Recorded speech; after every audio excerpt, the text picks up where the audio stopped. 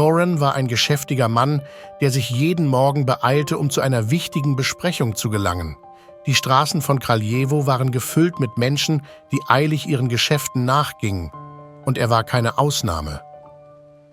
Doch an diesem Tag sollte sein Leben auf eine Weise verändert werden, die er nie erwartet hatte. Als er in der Nähe eines großen Müllbergs vorbeiging, hörte er ein klägliches Wimmern. Goran konnte nicht anders, als in die Richtung des Geräuschs zu schauen.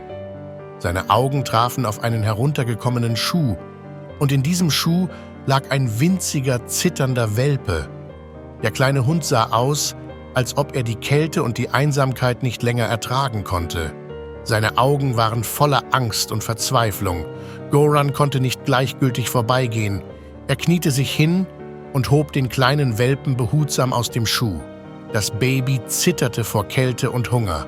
Goran durchsuchte seine Tasche und fand ein Stück Wurst, das er dem Welpen gab. Der kleine Hund leckte begierig das Essen und schien zu wissen, dass sein Leben gerade gerettet wurde. Entschlossen, dem Welpen zu helfen, trug Goran ihn in seine Arme und eilte zur nächsten Tierklinik. Die Ärzte untersuchten den Welpen und stellten fest, dass es sich um ein kleines Mädchen handelte. Der Welpe erhielt den Namen Coco. Obwohl sie aufgrund ihrer Zeit im Müll bereits gesundheitliche Probleme hatte, gab der Arzt ihr eine gute Prognose. Coco fand schließlich ihren Weg in ein Tierheim, wo sich engagierte Betreuer liebevoll um sie kümmerten.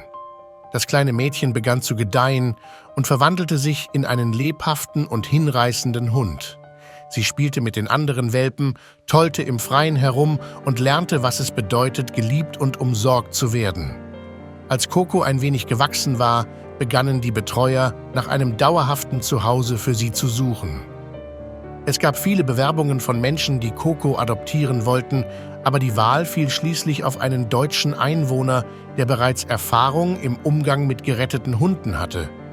Coco hatte endlich ein liebevolles Zuhause und fürsorgliche Besitzer gefunden.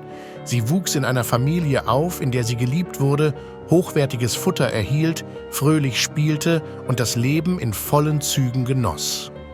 Die dunklen Tage auf dem Müll waren längst vergessen, und Coco konnte endlich ein glückliches und erfülltes Leben führen, dank Gorans Mitgefühl und der Liebe ihrer neuen Familie. Liebe Freunde, wenn euch das Video gefallen hat, setzt ein Like und abonniert den Kanal.